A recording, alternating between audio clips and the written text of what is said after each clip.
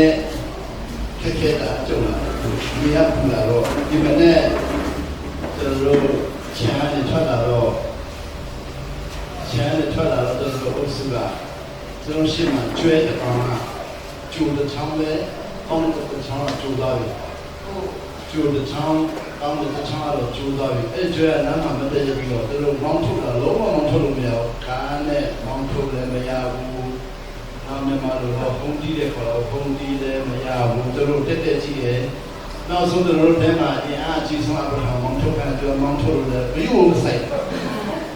နောက်ဆုံးတဲ့အန်ဒီလာမျိုးလိုက်တော့အန်ဒီကတော့မောင်းထုတ်တော့ကြောက်ခင်းကြီးနဲ့ပေါက်လို့မဆိုင်ဘူးကျွန်တော်အဲ့မှာကြည့်နေတာထားပြီးတော့ခွလို့ရမယ်ကျွဲကြီးပါလားခေါင်းမှာလည်းကျွဲကိုခွလို့တာဘယ်တော့ဖြစ်မလဲစဉ်းစားနောက်ဆုံးမှာကျွဲရဲ့ဂျိုတစ်ချောင်းမရှိတော့တော့တွေ့တယ်အဲ့ဒါဗမာလို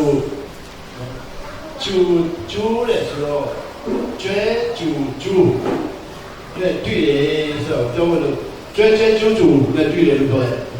ကျွဲဂျိုကျွဲဂျိုဆိုတော့ကျွဲဂျိုနဲ့တွေ့တယ်ဆိုအားလုံးကကြည့်ကြတယ်အားလုံးကကျွဲဂျိုတွေနေတယ်လမ်းမှာတော့မှဖွင့်လို့ခြင်းကိုကိုရောတင်ပြီးဆိုတော့လမ်းခီးမှာတော့မှကိုရောကဖွင့်လို့ခြင်းတင်ပြီးတယ်ဖွင့်လို့ခြင်းတင်ပြီးတဲ့နေရာမှာတော့မှချိုးတဲ့ကျွဲနဲ့တော့တင်ပြီးတယ်ကျွန်တော်တို့ကြတော့ဖွင့်လို့လို့ရှိတယ်တို့တဲ့ကိုထက်ကြီးကိုဖွင့်လို့တာလို့ကိုထက်ရေဖွင့်လို့တာလို့ကိုရဲ့အရာရှိကိုဖွင့်လို့တာလို့ကိုရဲ့ညင်သားဖွင့်လို့တာမလို့ကိုရဲ့ချမ်းသာလို့ဖွင့်လို့တာလို့ကိုရဲ့စင်းရဲလို့ဖွင့်လို့တာမလို့ဆိုမနေ့ကကျွန်တော်အခုဒီလိုရတဲ့ဆရာကြီးကိုကျွန်တော်ဖုန်းတော့ဖြတ်သွားညညဖုန်းကြည့်လို့တော့မရဘူးည6နာရီ10နာရီဒီဖုန်းကြည့်တဲ့ခုမှကြည့်လို့မရဘူးလေမလဲတော့စဉ်းစားဒီမှာဖြတ်သွားတယ်စဉ်းစား Facebook လည်းကြည့်လို့မရတော့ Messenger လည်းကြည့်လို့မရတော့နောက်တော့ပါလေ Viber လည်းကြည့်လို့မရပါကြည့်လို့မရတော့အခုဖွင့်တယ်ဘာလဲရမယ်ဒီကဆောင်းရည်နာမည်ဆက်တယ်လို့ဘလို့မဖြစ်လို့မရတော့ဒါနဲ့အဗရာဟိုအခုပြီးတော့သူ့လောက်ခိုင်းတာတော့ပြီးတော့လည်းမနိုင်တော့နောက်တော့ည online မှာတော့ဟောတော့ဒီနေ့ကိုရောကျွန်တော်နားခိုင်းတာပဲဆိုတော့အနာယူလိုက်တော့7 နာရီမိနစ်30မှာအနာယူတော့စိတ်ချမ်းသာလိုက်တာကိုရောစကားပြောတာလို့ချင်းတယ်ကျွန်တော်ဆန္ဒတိုင်းနဲ့ပြောစိတ်ချင်းတယ်ကိုရောပြောတဲ့အတိုင်းကျွန်တော်ကနားမလည်ဘူးပြန်ပြောမယ်နော်ကိုရောကျွန်တော်စကားပြောတာလို့ချင်းတယ်ဒါပေမဲ့ကျွန်တော်ရဲ့အလိုဆန္ဒအတိုင်းကျွန်တော်ကြိုက်တဲ့နေရာမှာပြောစီချင်းတယ်ကိုရောပြောတဲ့ဟာကိုကျွန်တော်ကနားလည်နိုင်တဲ့အထိကျွန်တော်ကမပြင်းစင်ထားဘူးဆိုတော့မနေ့ကဆောက်ဒီနေ့ကြည့်ဒီတပတ်လေးမှာကိုလိုကျွန်တော်စကားပြောတာကျွန်တော်ပြင်ဆင်တဲ့ဘက်ကမပြောဘဲနဲ့မပြင်ဆင်တဲ့ဘက်ကပြောတော့ချက်ချင်းမဖမ်းနိုင်တော့နောက်မှဖမ်းတော့နောက်ကျသွားပြီပြန်နောက်ကျမနေ့ကမနေ့ကျွန်တော်ရပ်ပဲ့ရဲ့အုတ်ကြီးပေါ့အုတ်ကြီးသားအိမ်ထောင်ကြမယ်နော်မင်္ဂလာဆောင်လေဆိုတော့အုတ်ကြီးကအဖိုးအုတ်ကြီးရဲ့နော်တားရဲ့အဖိုးပေါ့အုတ်ကြီးရဲ့ဖေပေါ့အုတ်ကြီးရဲ့ဖေကကျွန်တော်တို့ဖုန်းဆက်ပြီးတော့နားနိုင်မလားလို့ပြောတော့ဥစ္စာအောင်လည်းကျွန်တော်နဲ့တော့တော့ဆိုတော့ခြံနဲ့ဆက်ထွက်တာနဲ့ခြံရှိမှာပဲလူတယောက်ကအိတ်ချမ်းပြီးတော့ဒီလိုအိတ်ချမ်းပြီးတော့ဒီဘက်အိတ်ချမ်းပြီးတော့ဒီလိုပြီးတော့ဒီလိုကဘယ်ဟာလာလဲလို့ဖြစ်မလဲဘယ်တော့လဲလို့ဖြစ်မလဲကျွန်တော်သူ့ကိုကူညီကောင်းမလားလို့ပြောမလားလမ်းလျှောက်နေတယ်ဆိုတော့ကားပေါ်တက်ပြီးကျွန်တော်လိုက်ဖို့ပြီးကောင်းလားလို့ပြောမလားနာမဘယ်ကောင်းလဲမင်းကောင်းလားလို့စဉ်းစားနေတဲ့အချိန်မှာကျွန်တော်နားလို့တားတယ်ကျွန်တော်ကသူ့ကိုစပ်ပြောမှတော့ယူတားလိုက်ဒါတော့ကျွန်တော်ရက်တော့သူကကျွန်တော်ရဲ့ကားရှိလာပြီးတော့ခင်ဗျားကောက်ကျွန်တော်စီးမယ်ပတ်စံတော့ပြန်တယ်ပြောပါတယ်။ဩအဲ့ဒါကျွန်တော်ဟိုထိလိုက်မယ်လိုက်ဖို့ပြီးပါတယ်ပတ်စံတော့ပြန်တယ်ပြောပါတယ်။ကျွန်တော်စဉ်းစားတော့ဟိုလာပဲကျွန်တော်လည်းပြီးတော့ကျွန်တော်ဟိုကျန်စစ်တာလည်းဆိုပြီးကောင်းတယ်တဲ့။ဘယ်တော့ကြမ်းလဲပတ်စံပြီးမယ်တင်ပြီးပါ။ဩကျန်စစ်တာလည်းတင်ကောင်းမယ်ဆိုတော့ ကျွန်တော်အဲ့လိုကျွန်တော်လည်းတော့မှာပဲဆိုတော့ကျွန်တော်တောင်းမယ်ဆိုတော့အခုအဲ့ရတဲ့ဆက်တောင်းမယ်ပြီးတော့အဲ့ရတဲ့ဆက်တောင်းမယ်သူပြောပြတယ်သူဆက်တောင်းမယ်ပြောပြတယ်ကြတော့ကျွန်တော်လည်းတွေ့တယ်မရှိတော့မသိတော့ဘယ်နေရာမှမသိတော့အဲ့လိုဆိုရင်အပေါ်တက်တဲ့ဘာသာကျွန်တော်လည်းပြီးနေပြီသူပြောတာအဲ့ဒါကားပေါ်ကိုတကားပြပြီးတော့သူတက်လာတယ်တက်လာပြီးထိုင်တယ်စထိုင်ပြီးတော့စကားစပြောတော့စတော့ကတော့တော့တယ်တမိုင်းကိုကျွန်တော်ပြောပြတယ်တမိုင်းအများကြီးပြောပြတယ်ဆိုတော့ကျွန်တော်ကအိုးဖျားရှင်ကျွန်တော်တမိုင်းပြောပြတယ်လို့လိုက်ခုတ်ပြလိုက်ပြီးကျွန်တော်တို့ကမူထားမယ်ဆိုတော့သူပြောတဲ့တမိုင်းကိုကျွန်တော်စတင်နေလာတော့ကျွန်တော်ဟိုတော့ကဖတ်ခဲ့တဲ့တက်ခဲ့တော့ဖတ်ခဲ့တဲ့တမိုင်းကြီးနောက်ပြီးတော့စပြီးဖတ်တဲ့တမိုင်းတွေရကျွန်တော်နိုင်ငံတောင်းဖတ်ခဲ့တဲ့တမိုင်းတွေမှာကိုချန်ထုံးဆိုတာရှိတယ်ကိုချန်ထုံးမှာရခိုင်မျိုးပေါ့ကိုချန်ထုံးရခိုင်မျိုးဖြစ်ပြီးတော့ဟိုးအင်္ဂလန်နိုင်ငံမှာတောင်းပတ်တဲ့အင်္ဂလန်နိုင်ငံမှာတောင်းပတ်တက်ပြီးတော့အင်္ဂလန်နိုင်ငံမှာပုပ္ပတိကျောင်းသားရဲ့အင်္ဂလန်နိုင်ငံရဲ့ကျောင်းသားတွေထဲမှာသူကပထမသွားရတယ်ချန်ထုံးရခိုင်မျိုးပါပထမသွားရတော့အင်္ဂလန်နိုင်ငံရဲ့တမိုင်းမှာအဲ့ဒီဥပဒေမှာပထမရတဲ့လူကိုဘယင်မကစုပေးရတယ်ဘယင်မစုပေးရတယ်ဆိုတော့သူတို့အင်္ဂလန်နိုင်ငံရဲ့တက္ကသိုလ်ကြီးမှာပထမရတော့အင်္ဂလန်နိုင်ငံကနေတော့ဘယင်မကစုပေးတဲ့ခါမှာဘယင်မပါထုတ်ပေးတယ်ဆိုတော့စုပေးတဲ့ချိန်မှာသူတို့နှုတ်ဆက်ပြီးတော့မြန်မာနိုင်ငံပြန်သွားမလားလို့သူမေးတယ်ပြန်သွားမယ်မြန်မာနိုင်ငံပြန်သွားရင်ပြန်မသွားဘဲနဲ့အင်္ဂလန်နိုင်ငံမှာနေပြီးတော့ကျွန်တော်ရဲ့နိုင်ငံမှာဥပဒေပညာကိုတောင်းယူပြီးတော့ကျွန်တော်တို့ကိုနိုင်ငံကိုတောင်းယူပေးပါလားလို့သူ့မေးတော့မသူတို့ပြည်နိုင်ဘူးတဲ့မြန်မာနိုင်ငံပြန်သွားမယ်။အဲ့ဒါပဲမြန်မာပြန်သွားတယ်အဲ့ဒါမြန်မာနိုင်ငံပြန်သွားရင်အကူအညီလိုတဲ့အချိန်တိုင်းအကူအညီတောင်းပါအကူအညီမယ်။အဲ့ဒီဥချန်ထွန်းကတခါမှသူ့အကူအညီမတောင်းဘူးလေ။တောင်းပြီးမှဆိုတော့မြန်မာနိုင်ငံပြန်လာမြန်မာနိုင်ငံပြန်နေပြီးတော့သူကအင်္ဂလန်နဲ့စာတော်ဆုံးဖြစ်တယ်။နောက်ပြီးတော့အောင်မြင်သူဖြစ်တယ်။အင်္ဂလန်ပြည်မှာကိုကြီးမတောင်းဘူးလေ။ဒါအခွင့်အရေးမှသူမတောင်းဘူး။အဲ့တော့ဖတ်ခဲ့တာပေါ့။ဖတ်ခဲ့တော့အဲ့ဒီဟာရဲ့သူ့ရဲ့အချက်ထွန်းရဲ့ဒီတော့အောင်မြင်တဲ့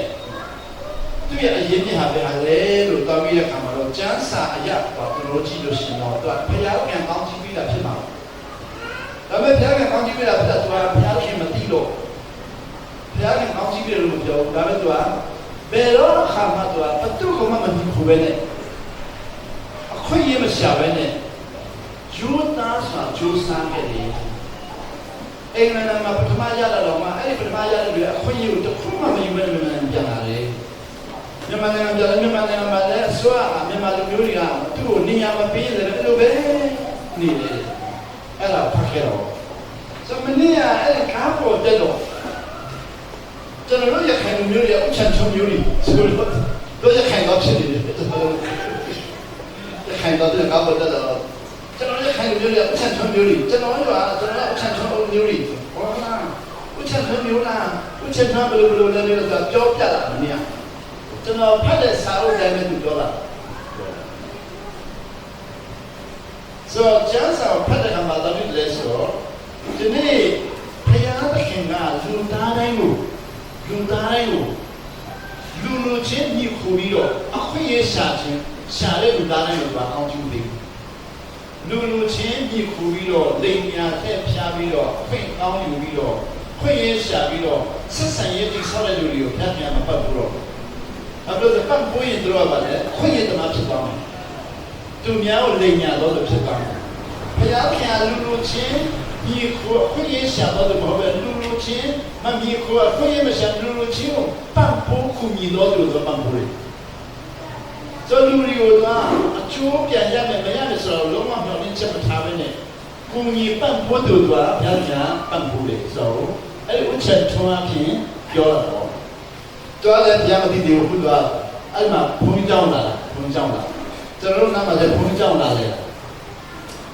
နောက်တစ်ခါကျတော့ကျွန်တော်တို့အရှင်ဥက္ကဋ္ဌမျိုးတွေပြောပြအောင်ကျွန်တော်ကအရှင်ဥက္ကဋ္ဌကျောင်းကိုဖတ်ခဲ့အရှင်ဥက္ကဋ္ဌအခုကျွန်တော်တက္ကသိုလ်လုံးကဖုတ်သွားပြီးတက်တည်ခံနေတာအရှင်ဥက္ကဋ္ဌစီရပညာနဲ့ရ တက်တော့တက်တော့မှအရှင်ဥပ္ပထာကဘုရားဘာသာရဲ့တန်တာတော်ဘုန်းကြီးပေါ့ဒါမဲ့ဘုရားတန်တာတော်ဘုန်းကြီးဖြစ်ပြီးတော့သူကမြန်မာနိုင်ငံနဲ့နိုင်ငံခြားအာရှတို့ခင်လုံးသွားပြီးတော့သူကဖြတ်မှချင်းကိုကျင်ညာပြီးတော့ခွင့်လွှတ်ခြင်းကိုကြောက်သွားတယ်ဆိုတော့ဖတ်ခဲ့တာဟုတ်ဖတ်ခဲ့တော့သူ့ရဲ့တမိုင်းကိုကြည့်တဲ့အခါမှာတော်တော်မြန်မာလူမျိုးဖြစ်ပြီးတော့ဘယ်လိုလုပ်အာရှတိုင်းနိုင်ငံတွေတော့နေတာလဲဆိုတော့ဒီလာကြည့်တဲ့အခါမှာသူကအင်္ဂလိပ်ကျောင်းမှာကောင်းကောင်းကျောင်းတက်တဲ့ပုဂ္ဂိုလ်ဖြစ်နောက်တော့ကိုယ်တို့မြန်မာနိုင်ငံမှာလူတွေတားခေစားခိုင်းတဲ့ခရီးတွေတားခေစားခိုင်းတဲ့တရေမျိုးမှာပြတ်လာကြောက်ခွင်းပြီးတော့ဘုရားကြောက်ခွင်းရတဲ့ပြီးတော့ဘုရားအဲ့ဒါအရှင်ဥထခုကဘုရားရခိုင်ကဘုရားကြောက်ခွင်းရတော့ပုံမှာအင်္ဂလန်ပြန်ပညာရှင်ကအရှင်ဥထဒီလူတွေဟာအရှင်ဥထရှင်သူရေးတဲ့စာရဘုရားဘာသာပြီးခေါ်တဲ့မျိုးခရိယန်ပြီးခေါ်ရေးတယ်အရှင်ဥပ္ပဒါဆိုရင်ခရိယာပြေခေါ်ရည်လူပြန်ပြီးလူပြန်စားတဲ့သူကြီးတွေကျွန်တော်ဘုရားသာပြေခေါ်တဲ့သူကြည့်ပြီးတော့ဘုရားခင်တဲ့ရောက်သူကဖတ်ပြီးတော့အရှင်ဥဒ္ဓမလည်းဒီမှာကျွန်တော်မြတ်တော်ကားပေါ်မှာကျွန်တော်ပြောပြနေဒီလူဟာဘုရားခင်စီလို့လည်းပဲကျွန်တော်သင်္ကန်းစာများရတယ်စာလို့ဖတ်ခဲ့တော့ဘုရားမဟုတ်တော့ပြောနေတယ်ဆရာကပြောတယ်ဒီတက်ချက်တဲ့နေရာကိုပြောနေတယ်ပြောတဲ့ပြဿနာတို့ပြီးတော့အခုခင်ဗျားပါလို့တယ်လို့ပြီးတော့ဖုန်းကြောင်းမှနေတယ်မိသားစုမရှိဘူးလားဇနီးသားတို့ရှိစားမိမနဲ့ပွဲတယ်ဘာဖြစ်လို့ပွဲတယ်လဲလို့ပြီးတော့မိမတို့လုံးဝအထင်မကြီးတော့ဘူးအဲ့ဒါကြောင့်ပွဲတာဆိုတော့တက်ကတူတော့ကယူခေါ်ပေါ့ကျွန်တော်တို့ကပညာတတ်တယ်လေပညာရှိတယ်လေပညာတတ်တယ်လေဝါကြွားတယ်လေလူတွေကိုပုတ်ခတ်တယ်ဆိုတော့ပညာတတ်တယ်လေဝါကြွားတယ်လေလူတွေကိုပုတ်ခတ်တယ်လေဖြစ်ရင်ဇနီးတရားတို့ကိုကြိုက်အဲ့ဒါသူပြောတဲ့ဘုံကျွန်တော်ခုကျေးဇူးတော်ဆုံးတစ်ပါးလုံးကိုတွားပြီးတော့တတိခံတဲ့အခါမှာတချို့တွေကတော့ထင်ပါတော့ချင်းနေစီမှာပဲတည်နေမှာကျွန်တော်ကချင်းနေစီမှာနယ်သာလန်နိုင်ငံမှာနယ်သာလန်နိုင်ငံသားစီမှာလည်းခံတယ်ဒန်မတ်နိုင်ငံသားမှာလည်းခံတယ်အမေရိကန်မှာလည်းနော်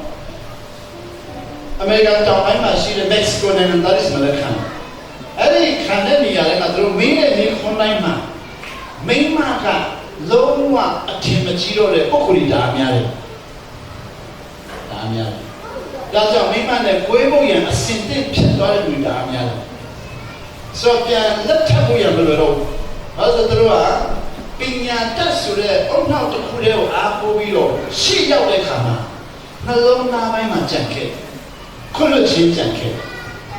ကျွန်တော်တို့ဘုသူဒ္ဓများလေးတွေပညာတတ်တွေခွင့်လွှတ်ခြင်းတွေပေါ့အဲ့ဒါဒီပတ်သက်မှကျွန်တော်လည်းဖြစ်သားတော့ဖြစ်သား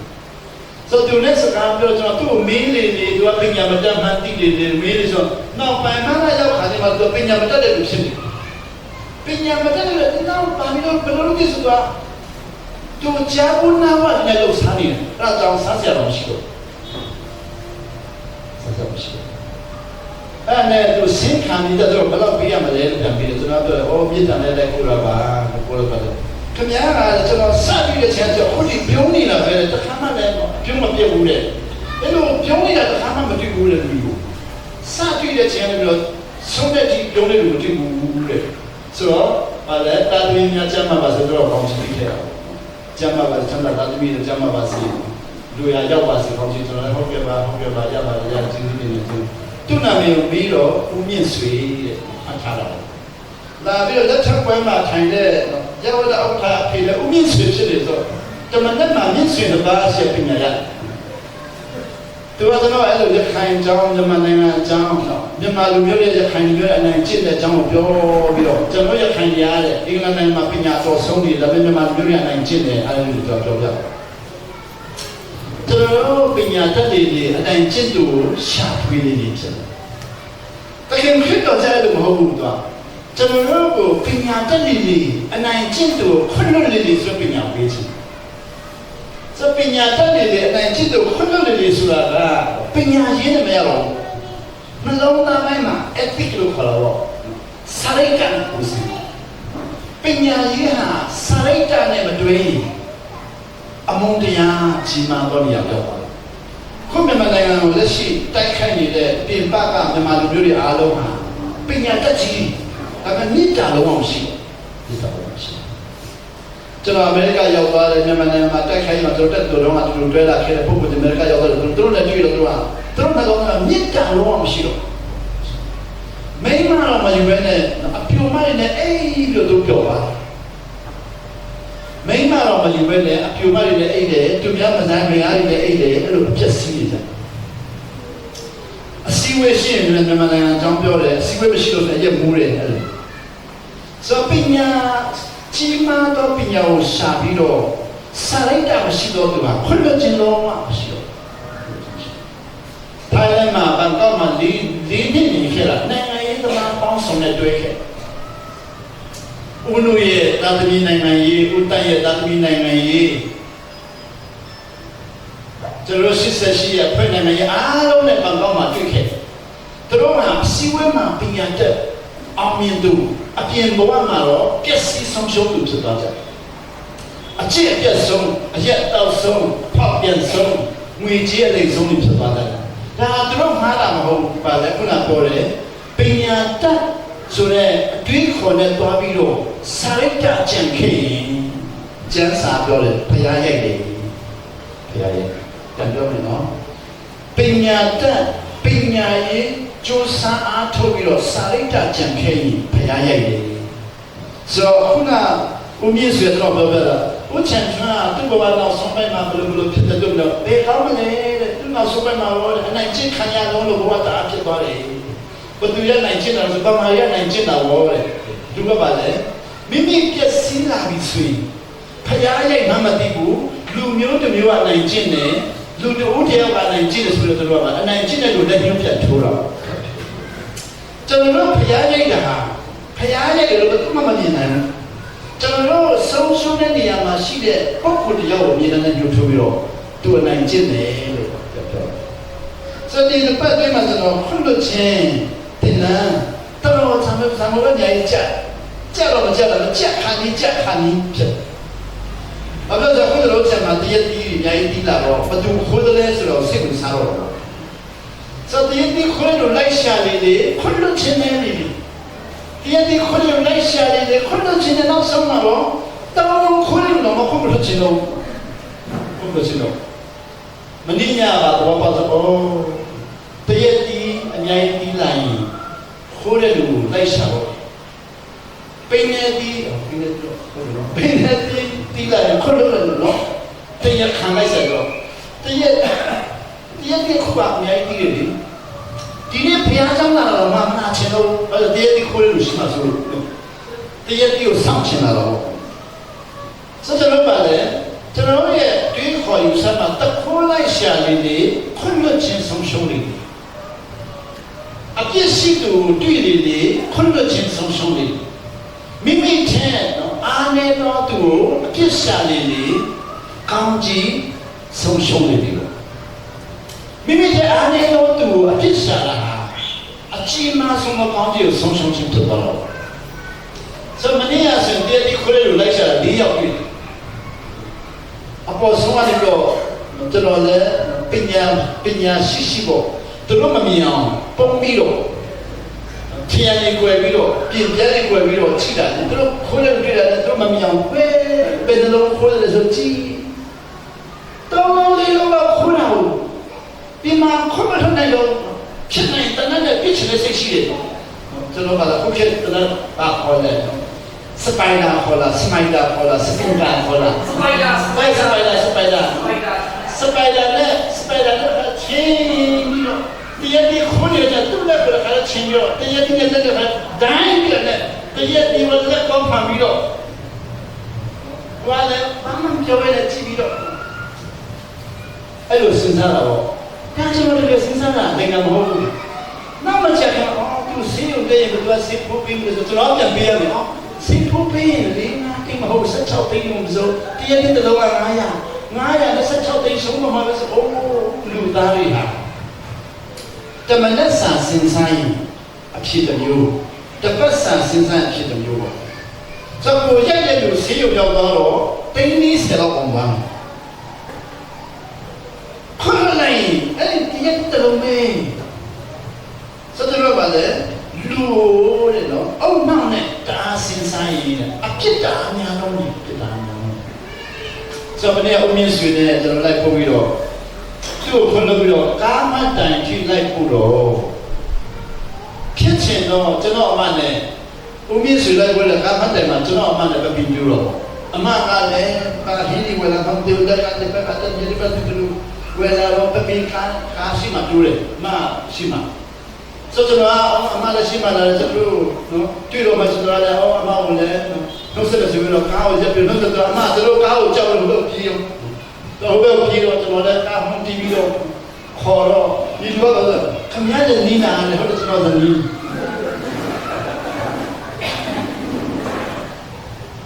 အဲ့ဒါကတော့ခေါ်ပြီးတော့လာပြီးတော့ဒီမှာအဲ့တဲ့တော့လာလိုက်ပြလာဟုတ်တယ်အဲ့ဒါဇာမလဲဆိုအဲ့မှာတော့လည်းစဉ်းစားပြီးတော့ဘာပြောတယ်လဲဆိုတော့အမေရိကတော့ချင်းပြောပါလားကူညီမယ်ကျွန်တော်ပြောခဲ့ဦးမြင့်ဆွေကခင်ဗျာအမေရိကကတော့ချင်းပြောပါကျွန်တော်ကူညီမယ်ကျွန်တော်ကူညီနိုင်တဲ့ရည်ချင်းရှိတယ်လေဟုတ်တော့ကျွန်တော်တော့ချင်းပြင်ပို့ပါမယ်ဆိုတော့ဆိုစပြောတဲ့ချင်းစားပြီးတော့ဆုံးတဲ့ချင်းအမေရိကန်ကိုပြုတဲ့ဝါချောချင်းနဲ့ကျွန်တော်တင်နန်းပေါင်းများဆောက်ပြီးခဲ့တယ်ဒါပေမဲ့ပညာများရခွင့်လိုက်ပညာများရတယ်ခွင့်တော့အပြစ်ဆိုင်တော့ကျန်မှုနေတော့မဟုတ်ဆိုဒီနေ့မပြန်တော့စနေတော့ညအဲ့ဒီပြန်လာတော့သူကဦးမြင့်ဆွေကျောင်းတော်ခါဖေးပြန်ပြီးတော့ဦးမြင့်ဆွေဖြစ်တယ်နော်သူကလည်းဘိုးတော်မှာဦးနေဝင်ခဲ့တော့ကကျောင်းတော်ချလုပ်ခဲ့တဲ့အကြောင်းတွေပြောပြတယ်မာလာရွာရဲ့နော်ဥက္ကဋ္ဌဖြစ်ခဲ့တဲ့အကြောင်းတွေမာလာရွာအကြောင်းတွေရှင်းပြနာထောင်ပြီးတော့ပြန်သွားတော့ပြန်တော့အိမ်လည်းရောက်ဦးထွန်းကြည်စရဲ့အိမ်မှာစောင့်နေပြန်အောင်နာမည်လက်ခလိုက်တာဦးမြင့်ဆွေဦးထွန်းကြည်ဦးထွန်းကြည်ရဲ့မှာထိုင်နေအန်ဒီတော်ဦးရဲ့ခင်ဗျာဦးထွန်းကြည်ပေါ့မနေ့ကတွေ့တယ်များတရက်ထဲတွေ့တယ်များအားလုံးဟာတင်ခန်းစာပေါင်းမြောက်စကားကပြီးလာမှမသိဘူးသူတို့လည်းစကားပြောရင်ပြောနေညနေမို့ချုပ်တော့ခုနဖုန်းပြတ်တော့ဖုန်းမကောင်းတော့အိတ်လိုက်တော့ကိုရောစကားပြောတယ်ဘာပြောတယ်ဆိုတော့ကိုရောစကားပြောရင်လူတွေမခံနိုင်ဘူးအဲ့ဒါကြောင့်လူတွေဟာကိုရောစကားမပြောဘူးလို့မြင်ခံယူတယ်ပြန်ပြောမနော်ကိုရောကလူတွေကိုစကားပြောရင်လူတွေမခံနိုင်ဘူးဘာလို့ဆိုတော့သူတို့စိတ်ဝင်စားတဲ့အဖြစ်နေတယ်အဲ့ဒါလူတွေကကိုရောစကားမပြောဘူးလို့ပြောတယ်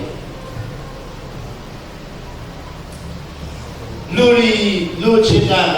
ကိုရောကိုသူတို့အလိုလိုက်တဲ့လူအဖြစ်နဲ့စကားပြောစီချင်တယ်ကျွန်တော်တို့ရဲ့အလိုဆန္ဒကိုလိုက်လုပ်ပေးမဲ့လူအဖြစ်နဲ့ညှော်နေပြီးတော့စကားပြောစီချင်တယ်ဆိုရင်ညတော့ကျွန်တော်လည်းအိပ်ပျော်သွားပြီအိပ်ပျော်ပြီးတော့ဒီမနေ့မိုးလင်းကြည့်အိပ်ပျော်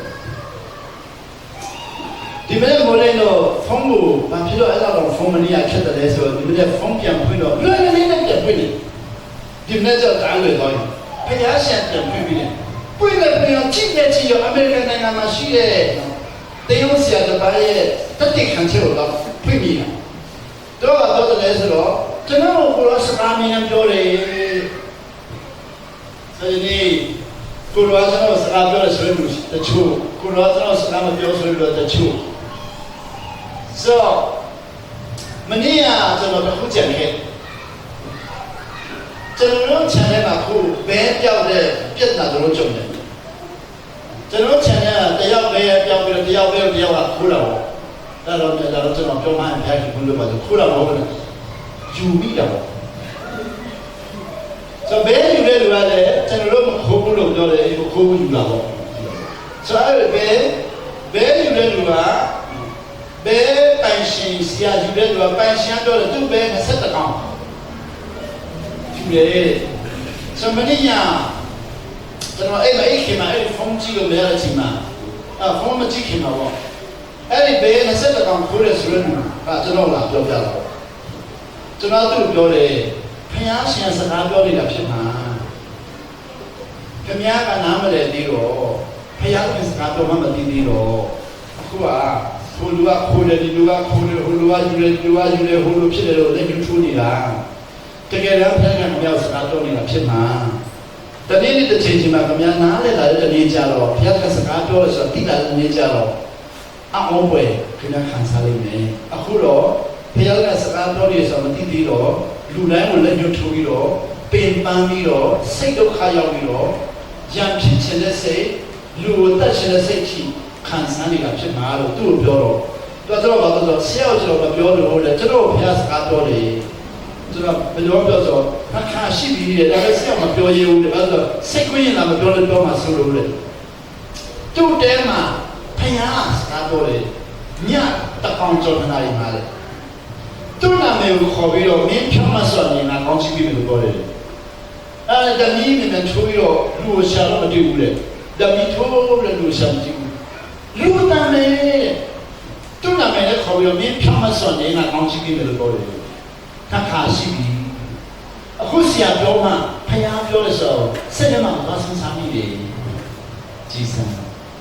ကျွန်တော်ဖယားစကားပြောလိုက်ရင်လေမင်းကပတ်စံမြိုင်ပြီးမယ်ဆိုတာတော့မှမပြောဘူးဖြတ်မစွန်နီဖယားကတင်လို့ငါပတ်စံမြိုင်ပြီးမယ်ငွေထုတ်ပြီးမယ်ငွေအိတ်ပြီးမယ်အောင်းကြည့်ပြီးမယ်အဲ့လိုတော့မှမပြောအဲ့လိုပြောလို့ဆိုတဲ့လူတွေပါလေအတီးခူးတဲ့လူတွေဖယားစကားပြောတဲ့လူတွေစီရတယ်ပြီးတော့ကော်ဖီယူပြီးတော့အတီးခူးတဲ့လူသူတို့ကလည်းဖယားစကားပြောမှာမဟုတ်ဘူးဖယားစကားပြောလိုက်ရင်ပတ်စံပေးမယ်ငွေပေးမယ်အဲ့လိုမပြောဘူးကောင်းချီးမပြောဘူး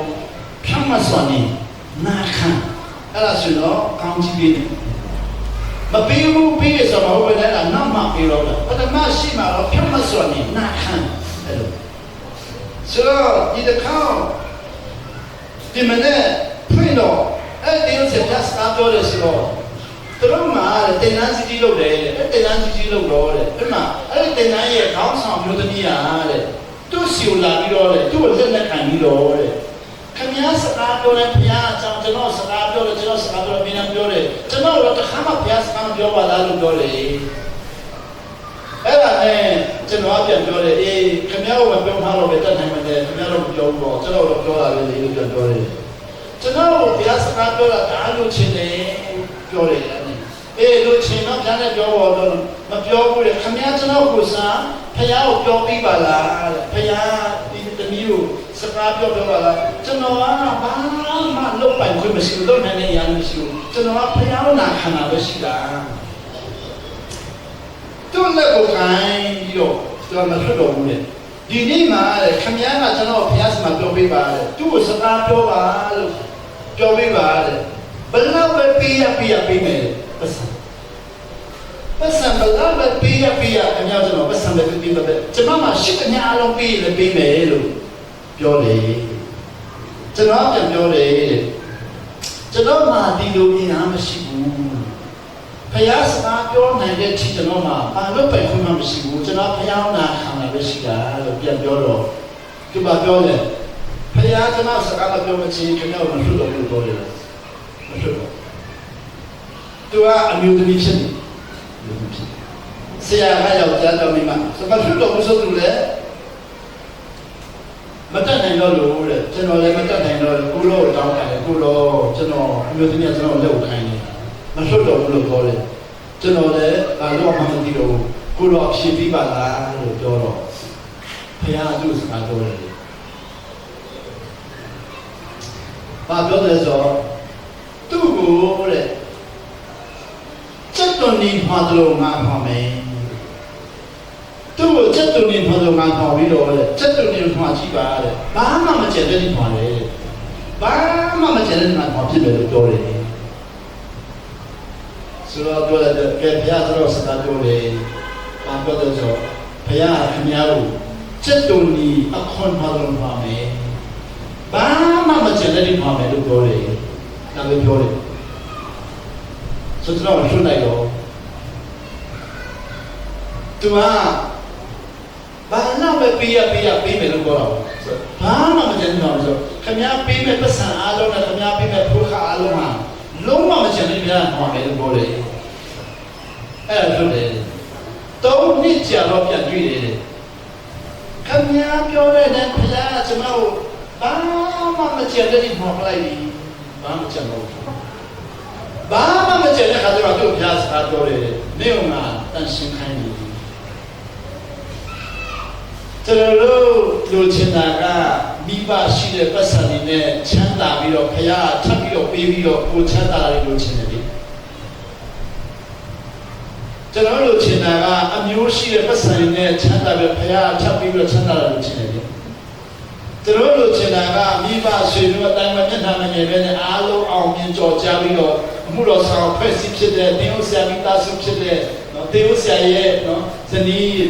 ခင်ပွန်းဆွေမျိုးတွေဖြစ်တဲ့နော်သူတို့ကဖျားတည်တဲ့လူတွေဖြစ်တဲ့ဆိုတာမျိုးနဲ့ကျွန်တော်ကဖျားစကားကိုကြားချင်တယ်လေဖျားအဲ့လိုပြောဘူးအခုလုံးကောင်ဘာမှဖြစ်ပြီးမှသူ့စကားဆက်တယ်ဒါကြောင့်ဒီနေ့ဒီပတ်လေးမှာကျွန်တော်ကျန်ပိုက်ပဲတော့ဆန်လိုက်တာအဲ့ဒီခါလေးကျပဲကိုဖတ်ခဲ့မှုတဲ့ကျပဲအမြဲတမ်းဖတ်တဲ့ကျပဲဖြစ်တော်လည်းပဲဒီစကလုံးလေးကိုတော့ခရုမဆိုင်ခဲ့ပေါ့ပေါ့ဆဆကြော်သွားတော့ပေါ့ပေါ့ဆဆကြော်သွားတော့မနည်းအားကြတော့အဲ့ဒီပေါ့ပေါ့ဆဆကြော်တဲ့တိုက်လေးကိုကျွန်တော်ကပြောတဲ့သူနဲ့ရဲ့ဝိုင်းနဲ့ဘောင်းရဲ့ရက်ခါအဲ့ဒါမှစကားလေးဆိုတော့တရားဟောရတဲ့ခန်းကြီးကိုအငယ်လေးမှရှိတရားဟောရတဲ့အခန်းကြီးကိုအငယ်လေးမှာတရားဟောရတဲ့အခန်းကြီးရှေ့အငယ်7ခုမှာလည်းရှိတယ်ဆိုတော့တရားဟောရတဲ့ကိုပြောကြည့်မယ်ဆိုတော့တရားဟောရတဲ့ဓမ္မဟောင်းကျမ်းပေါ်တရားဟောရတဲ့အခန်းကြီး9အငယ်1ကနေ26ထိရှိတယ်တရားဟောရတဲ့အခန်းကြီးရှေ့အငယ်1ကနေ20ထိရှိတယ်တရားဟောရတဲ့အခန်းကြီးကိုအငယ်1ကနေ29ထိရှိတယ်တရားဟောရတဲ့အခန်းကြီး9အခန်းကြီးရှစ်အခန်းကြီးကိုကောင်းကောင်းလေ့လာရင်ဒီနေ့ကျွန်တော်တို့အားလုံးရဲ့ဘဝကိုမြင်ဖို့တားတယ်ငါဘာကြောင့်ဆင်းရဲတယ်လဲဆိုပြီးခုန်ထုတ်တယ်လို့ဟာအဲ့ဒါတော့ပေါ့တယ်ငါဘာကြောင့်လဲဆင်းရဲတယ်သူများတာချမ်းသာပြီးတော့ငါတို့မိသားစုလည်းတော့ပြန်လာမြန်သူများပြန်လာမယ်မရှိပဲနဲ့ငါတို့ဘုရားဆောင်တော်တော်မုန်းနေကြတယ်မသိဘူးဆိုတော့ဒီခုနေမိတဲ့လူအားလုံးဟာအဲ့ဒီကျမ်းပိုက်မှာဖတ်ကြည့်လို့ဆိုတော့ဒီကကျွန်တော်တို့ဖို့ကျူနဲ့ရတယ်ရက်ခံပါလားဆိုတရားမှတဲ့ခိုင်းကိုအငယ်လေးမှာဒီလိုရေးချတယ်အင်္ဂလိပ်လိုကတော့မြန်မာလိုတော့ကျွန်တော်လည်းမသိဘူးအင်္ဂလိပ်လိုပြောမယ်နော်တော့ပြောတယ်ဆို you must say to yourselfတရားခိုင်းကိုညနေမှာ do not say to yourself အဲ့ဒါဘောင်းဆိုတော့ရေးတယ်ဆိုအမြင့်စေတရားရတွေ့တော့အမြင့်စေရောက်လည်းတွေ့တော့တမိုင်းတို့ပြောတာဟာကတအားကောင်းပြီးတော့နိကုံးချုပ်လာတော့တအားဆိုးတယ်အောင်မြင်ကြော်ကြမ်းတဲ့နေရာကိုရောက်တဲ့ထိသွားပြီးတော့နိကုံးချုပ်မှာတော့အပြည့်စီဆုံးနေရာရောက်တော့ကျွန်တော်ဆိုရင်ဘုရောမတက်တူတဲ့တော့ပီမွန်းနေကိုတအားကျိတ်တယ်ပီမွန်းနေဖတ်တယ်နောက်ဆုံးပီမွန်းနေဘောကတအားဆိုးတယ်ဆိုတာပြီးတော့ဖတ်တဲ့ရတာတော့တော့သွားတယ်ပီမွန်းနေစာအခုပြန်တွေ့ရရတာမရှိတော့ရတာတော့ဘာပြောလဲလူဟာတိုးတက်နေတဲ့ချိန်မှာရေးတဲ့စာနဲ့ဆက်ရောက်တဲ့ချိန်မှာရေးတဲ့စာကမတူဘူးတိုးတက်တဲ့ချိန်မှာရေးတဲ့စာကလူရဲ့အားကြိုက်ပြီးတော့ဆက်ရောက်တဲ့ခါမှာရေးတဲ့စာလည်းလူတွေကြိုက်တော့ဒါပေမဲ့ဖျားခင်ကတော့ဆက်ရောက်တဲ့ချိန်မှာရေးတဲ့စာတွေကိုကျွန်တော်တို့တင်မဆိုင်ရစီချင်ပင်မနေဟာဒီမှာလည်းမဆောက်ရည်တို့တာအောင်မြင်ပြီးတော့နောက်ပိုင်းမှာယတမဘဝနဲ့တည်သွားတယ်တာဘဝဆူပြီးတည်သွားတယ်ဆောလမုန်မင်းကြီးလည်းရှင်မင်းစတဲ့ချိန်မှာတာပညာရှင်ဖြစ်ပြီးတော့မိမတို့ထောင်တဲ့လူလည်းပြီးတော့သူ့ဘဝတာပြည့်စုံသွားတယ်နောက်ဆုံးမှာတော့စိတ်နဲ့ကြတဲ့စာအုပ်ကြီးတယ်ဒေသနာကျမ်းအားလုံးကိုသူကြီးတယ်ဒီနေ့ဒေသနာကျမ်းဖတ်တဲ့လူတွေကလူဘဝမကြိုက်ဘူးဒေသနာကျမ်းဖတ်ရင်လူဘဝမကြိုက်ဘူးတောက်တန်ကျမ်းဖတ်လူဘဝကြိုက်တောက်တန်ကျမ်းကလူဘဝကိုအကောင်းနဲ့ရေးပြတယ်ဒေသနာကျမ်းကလူဘဝကိုအဆိုးနဲ့ရေးပြကျွန်တော်အဲ့ဒါကိုကျမ်းစာဆိုရှောက်ဖတ်တော့အဲ့ဒါကျမ်းစာဆိုရှောက်ဖတ်လို့မရဘူးကျမ်းစာထဲမှာကျမ်းစာဆိုရှောက်ဖတ်လို့မရဘူးဒေသနာကျမ်းဟာဆောလမုန်မင်းကြီးမနာခံလို့ဘဝပြည့်စည်လာတဲ့အခါမှာရေးတဲ့ကျမ်းတောက်တန်ကျမ်းဟာဆောလမုန်ကြီးနာခံလို့ဘုရားရှင်ပညာရတဲ့မှာရေးတဲ့ကျမ်းပီမွန်ရဲ့စာအုပ်ကိုလည်းဖတ်ကြည့်သူအောင်မြင်တော့မှရေးတဲ့စာအုပ်နောက်ဆုံးသူ့ဘဝကိုဖတ်ရင်အယတမဘဝအိမ်ဟာခါတော့မပြီးနိုင်တဲ့ဘဝစ ပိန်တိုက်ပြီးဆုံးမဲ့ဘဝအဖြစ်ဖြစ်တယ်။ဘာဖြစ်လို့လဲသူဟာတဲ့ပညာတတ်နေလေခွင့်လွှတ်ခြင်းနဲ့နေလူဟာပညာတတ်နေလေစာရိတ္တကြောက်လူဟာပညာတတ်နေလေဘုရားကိုဆန့်ကျင်နေဖြစ်တယ်။အဲ့မှာဒီမှာပြောတယ် do not say to yourself မြန်မာလိုတော့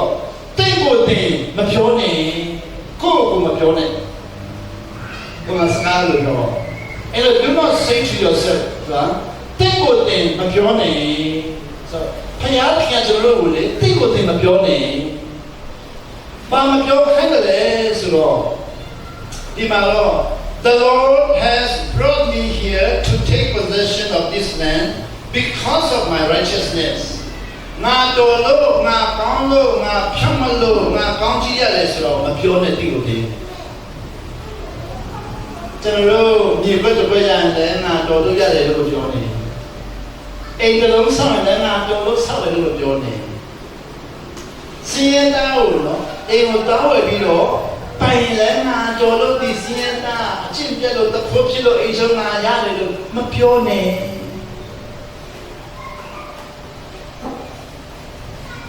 Do not say to yourself, the Lord has brought me here to take possession of this land because of my righteousness. Na tolo, na phamalo,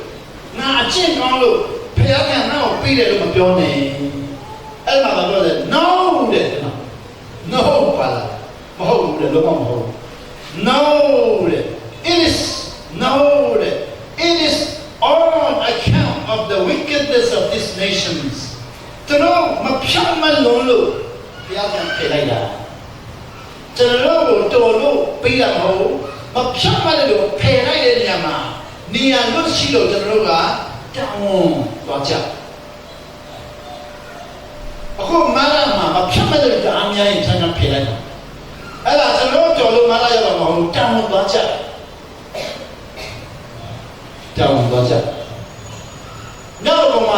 လူတွေအားလုံးဒုက္ခရောက်မဖြောင်းနိုင်ဒါမဲ့လည်းကျွန်တော်ရတော့ကျွန်တော်တော်လို့နေတာလားမဟုတ်ဘူးဘုရားကတောင်းပေးတယ်စတဲ့တော့နာတော်လို့ဒီနေရာဘုရားကပြီးတယ်လို့မပြောနဲ့ကျွန်တော်နောက်တော့မယကကျွန်တော်ခေါ်တော့မယကရုံးသွားတော့မယကအုပ်ထားပါပြောတယ်ခင်ဗျားတို့46ကတဲ့မှုခင်အနေဆုံးရပ်ွက်ဖြစ်တော့မှုခင်အနေဆုံးရပ်ွက်ဖြစ်တယ်အဲ့ဒါခရိယာတွေကြောင့်ဆိုတဲ့46ရောက်တော့46ရပ်ွက်ကလည်းခုခင်းနေဆုံးရပ်ွက်ဖြစ်သွားပြီအဲ့ဒါခရိယာတွေကြောင့်ဆိုတဲ့ဒီလိုမပြောနဲ့တဲ့ခရိယာတွေကြောင့်မဟုတ်ကျွန်တော်အဲ့ဒါခရိယာတွေကြောင့်လို့ပြောတဲ့လူဟာဘုရားရှင်မောင်းချက်ငါတို့ခရိယာတွေဖြောင်းမလို့ပြောရင်လုံးဝထိုင်တယ်ကိုဆိုးတာငါတို့ချင်းဖြောင်းမလို့ကိုဆိုးတဲ့ခရိယာမဟုတ်တော့ချင်းစင်ပြီးချင်းကြောင့်မဟုတ်ဗမာကြောင့်မဟုတ်ရှမ်းကြောင့်မဟုတ်ဘူးဣတိရလူမျိုးကြောင့်လည်းမဟုတ်ဒီမှာဣတိရလူမျိုးကြောင့်ဆိုတော့ပြောနေမင်းတို့ဣတိရလူမျိုးကြောင့်ငါပြီးတော့မဟုတ်ဘူးဒီနေ့လူမျိုးရေးနဲ့ဟိုကြောတဲ့အတွေးခေါ်ရခိုင်ကြောင့်မနေ့ကအားပေါ်မှာတော့ရခိုင်ကြောင့်ဆိုတာရခိုင်ဒီမှာရှင်ဥပ္ပထာရှိတယ်နော်ချန်ချွန်ရှိတယ်အင်္ဂလန်မှာကြောင်းတက်တယ်ဖျားရှင်ကြိုက်တယ်ဘုရားရှင်ရဲ့ရင်တဲ့ဒီကုန်းမလှဘူးအမေရိကန်နိုင်ငံမှာတော့သူတို့ကအမေရိကန်မှာကောင်းကြီးရတဲ့ပုံတွေအများကြီးရှိတယ်တော့သူတို့ကတော့ဒီလာရေးလို့ဘာလို့လဲဆိုတော့သူတို့လူတယောက်ကိုလိလာတဲ့ခါမှာလေအစအလေအဆုံးလူဘောကိုချီးပြီးတယ်ဆိုတော့ဥပဝအစဥပဝလေဥပဝအဆုံးစံညောင်းအစစံညောင်းလေစံညောင်းအဆုံးစောတင်နဲ့အစစောတင်လေစံပြဆုံးလူဘောသုံးပိုင်းမှပြီးတော့ချီတော်မြင်မှာတော့ပါတွေ့တယ်အစပိုင်းမှာတဲ့တချို့တွေပါလေဆင်းရဲတဲ့အချိန်ဒုက္ခရောက်တဲ့အချိန်မပြည့်စုံတဲ့အချိန်အဲ့ဒီမှာတော့ပါလေနှိမ့်ချဆိုတဲ့ဘုရားခင်ရုံလေကျွန်တော်လည်းဆင်းရဲတဲ့အချိန်မပြည့်စုံတဲ့အချိန်ဒုက္ခရောက်တဲ့အချိန်မှာနှိမ့်ချဆိုတာလည်းယုံလာအောင်တော်ယုံနိုင်တယ်တော်ယုံနာခံဖို့လည်းစင်နေရှိအဲ့ဒါအောင်မြင်လာတဲ့အချိန်ဒုတက်လာတဲ့အချိန် ကြီးပွားလာတဲ့အချိန်ညနေတန်ရလာတဲ့အချိန်မှာတော့တဲ့ဝါကြွားပြီအဲ့လိုဝါကြွားတဲ့လူတအားများတယ်အဲ့လိုဝါကြွားတဲ့လူကအဆုံးမှာတော့တအားထိခိုက်နေတာဆိုပြစီသွားတယ်ဆိုတော့စအောင်လေဝါကြွားအဆုံးပြက်ကျွန်တော်ဘန်ကောက်မှာတော့ဒီလိုတော့ကျွန်တော်ဘန်ကောက်ရောက်တဲ့လူတွေ1965နေပြီးတော့1985ထိပြည့်ကောင်း20 1990ထိ25ပေါ့1965ဦးနေဝင်းစတက်ပြီးတော့ဘန်ကောက်ပြည်တဲ့လူဦးနေဝင်းက60နှစ်မှာစတက်တယ်63 60နှစ်မှာဘန်ကောက်ပြည်ကြတယ်အဲ့ဒီပြည်တဲ့လူတွေအားလုံးဟာ1990မှာတော့25နှစ်လူကြတယ်သူကပြောတယ်1965နေပြီးတော့1990ထိ25နှစ်မှာဘန်ကောက်ပြည်တဲ့မြန်မာနိုင်ငံရေးသမားအားလုံးဟာတဲ့ဘန်ကောက်ရောက်စားတော့မှာပြင်းနေအလဲမှာတော့ပျော်တယ်နောက်ဆုံးမှာတော့ပြက်ပြီးတည်ကြတယ်ပြင်းပျော်ပြက်ဘဝရောက်သွားတယ်မြန်မာလူမျိုးဘန်ကောက်ရောက်တဲ့လူတွေပြင်းပျော်ပြက်အခုအမေရိကန်ပြည်ကတော့ပြင်းပျော်ပြက်မဟုတ်ဘူးအစမှပြင်းတာဆိုတာလေအလောက်ဘာမှမရှိသေးတော့ပြင်းတယ်မဟုတ်အစမှဘာမှမရှိတော့ကျန်းစာမှာတော့နှိမ့်ချတယ်ရှုံကြည့်တယ်ဆက်ကတယ်အလဲမှာပျော်ဘန်ကောက်မှာလောက်လောက်တော့ပျော်တယ်အခုကျမှလည်းသူတို့ရဲ့ကောင်းချီးရလာတော့ပျော်လာတယ်အပျော်ချူးလာတယ်ကိုယ့်ကိုယ်ပေါ်ကြွားလာစင်ရင်သားအထင်သေးမဲ့လို့စင်းရှာဘန်ကောက်မှာတော့နောက်မှာတော့ပြက်ပြီးတည်သွားကြတော့အခုကျွန်တော်ဘက်ကမှာပါလဲနောက်ဆုံးမှာကောင်းဆောင်တွေအားလုံးမှာလည်းပြက်စီးသွားကြတယ်ဆိုတော့အခုဒီမှာတရားဝင်ရတဲ့ခိုင်းခုနှစ်ရှစ်ခုမှာခိုင်းရတဲ့ခုနှစ်ကပြင်းပျော်ပြက်နိုင်ငံပေါင်းများစွာသူတို့အပျော်ချူးပြီးတော့ပြက်စီးကြလို့ဖျားခင်ဖြတ်စီးလိုက်တာဆိုတရားရတဲ့ခိုင်းခုနှစ်အညာတိက26ပါလဲဖျားခင်ဒီလိုမျိုးဖြတ်စီးပြီးတော့သူတို့နေရာမှာမတည်ခိုင်းဘူးတကပါလုံးကိုဖြတ်ကျဲပြီးတော့မောင်းထုတ်ပလိုက်တယ်ခွန်းတော်တို့ချင်းတဲ့ဘာလုံးဖြတ်ကျဲပြီးမောင်းထုတ်တာပြက်စီးလို့နာခံခြင်းတော့မရှိဘူးအဲ့ဒါတို့ကပြောတယ်ကောင်းချီးရတယ်လို့ပြောတယ်ကောင်းချီးရတယ်ဒါဟာကျန်းစာကိုကော်ပီဆွဲတယ်ကျန်းစာကော်ပီဆွဲတယ်လို့ဆွဲတယ်အဲ့ဒီလည်းလူကောင်းချီးရတယ်အဲ့ဒါကောင်းချီးဆိုတဲ့တော့မရှိဘူးကျန်းစာကိုဖတ်တဲ့လူတွေရဲ့ကော်ပီအဲ့ဒီလည်းလူတွေကောင်းချီးတာရတယ်အဲ့ဒါကျန်းစာမရှိဘူးအဲ့ဒီလည်းလူမျိုးမနာခံတဲ့လူအသေးဆိုးနဲ့တည်ကြတယ်နာခံတဲ့လူပဲကောင်းချီးရတယ်အဲ့ဒီလည်းလူတွေကောင်းချီးရတယ်ဆိုတဲ့တော့မရှိဘူးအဲ့ဒီလည်းလူမျိုးတွေမှာနာခံနေချက်လူကောင်းချီးရတယ်ထိတ်ဆိုးရတယ်မနာခံတဲ့လူအသေးဆိုးနဲ့တည်ကြတာနောက်ဆုံးတော့တန်းဝိထက်ခံရပြီးတော့တည်ကြတာ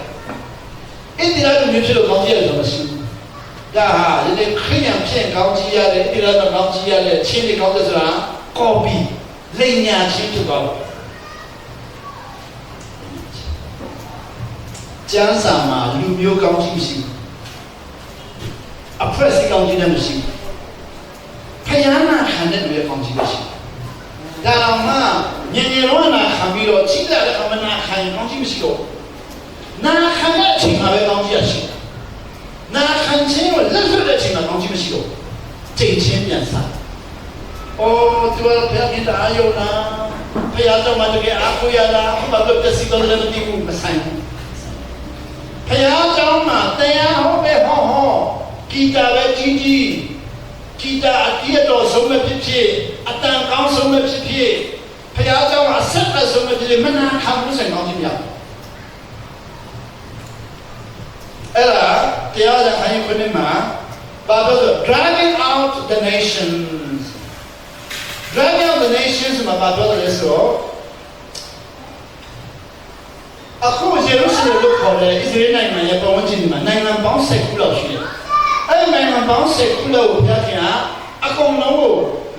မောင်းထုတ်လိုက်တယ်နိုင်ငံမဲ့ဖြစ်သွားတယ်။အဲဒါကြောင့်ခု Israel နိုင်ငံ Israel မျိုးနဲ့ Philistine နဲ့နိုင်ငံတူတာပြခင်မောင်းထုတ်ပြီးသားလူတွေပြန်ရချင်ကြတယ်။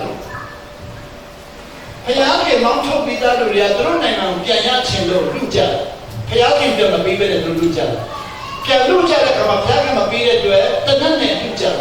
လက်နဲ့လူကြခုမှမနိုင်လည်းကိုချင်းမဲ့ပြရှမ်းမဲ့ပြမမဲ့ပြကချင်းမဲ့ပြဘုရားကမောင်းထုတ်ပြီးသားလူကြီးပြန်ရချင်တနတ်နဲ့လူမှာလက်နဲ့လူမှာအသက်ပြီးတော့လူအသက်ပြီးတိုင်းပြန်မရဘူးတက်ပြီးလည်းပြန်မရလူတည်တိုင်းပြန်မရဘူးဘုရားဆန်းတယ်ကမှမနိုင်လည်းပြန်မရဘူးတူတည်းတော့မှပြန်မရဘူးအသက်ပြီးတိုင်းရတော့နာခံမရတယ်ကျမ်းစာရဲ့ကျိုးချက်နာခံခြင်းဘုရားသခင်ကြိုက်ဆုံးမှနာခံခြင်းကျွန်တော်တို့ယုံကြည်သူတွေရတယ်ယုံကြည်ခြင်းပဲကြိုက်တာယုံကြည်ခြင်းကအစလေးစလေးယုံကြည်ခြင်းပြီးတော့ဆက်ဆွချအောင်မှာဒီအပတ်တွေမှာမြို့ထဲမှာတို့အင်းရောင်းတယ်အင်းရောင်းတယ်လို့တော့အခုဒီလိုမျိုးရှင်းတယ်ငွေရှင်းမယ်ဆိုတော့ရောင်းတဲ့လူကလည်းဝယ်တဲ့လူယုံတယ်ဝယ်တဲ့လူကလည်းရောင်းတဲ့လူယုံတယ်ပတ်စံမရှိဘူးအပြောတယ်စာချုပ်မချုပ်လို့ပြောမယ်နော်ဒီအပတ်တွေမှာမြို့ထဲမှာအင်းရောင်းတယ်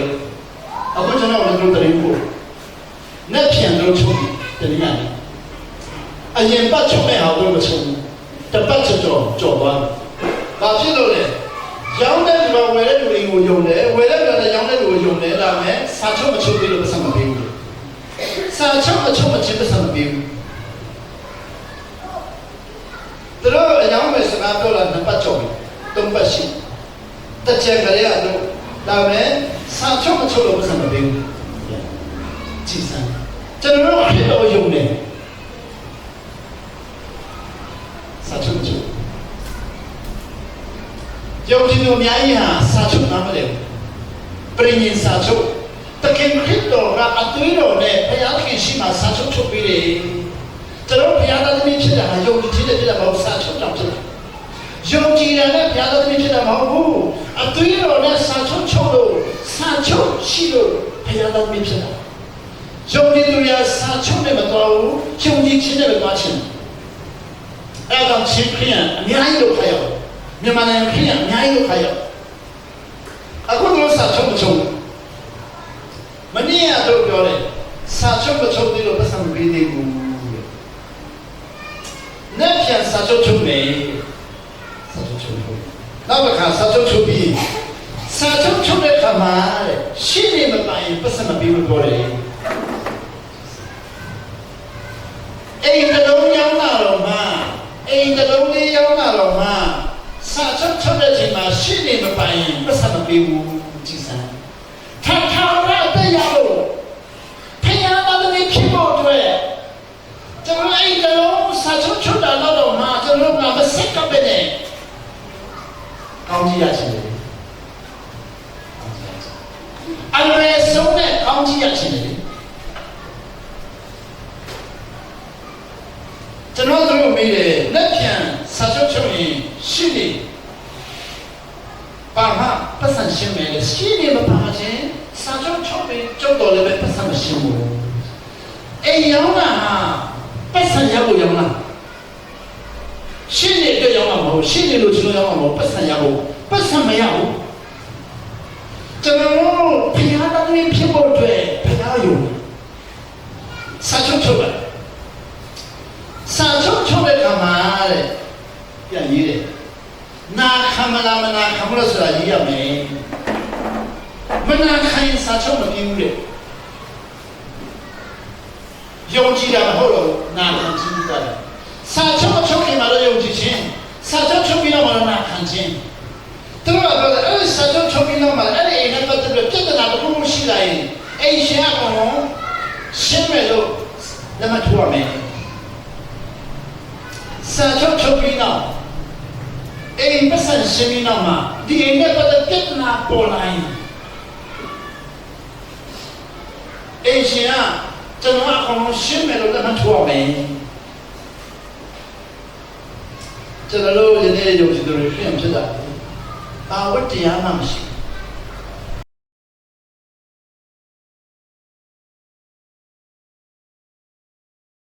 ဆုတောင်းတာလည်းကောင်းကြည့်ရမယ်ဆိုတော့ပြောင်းနေချက်ပဲရှိမနေ့ကကားပေါ်မှာလာတဲ့ဦးမြင့်ဆွေ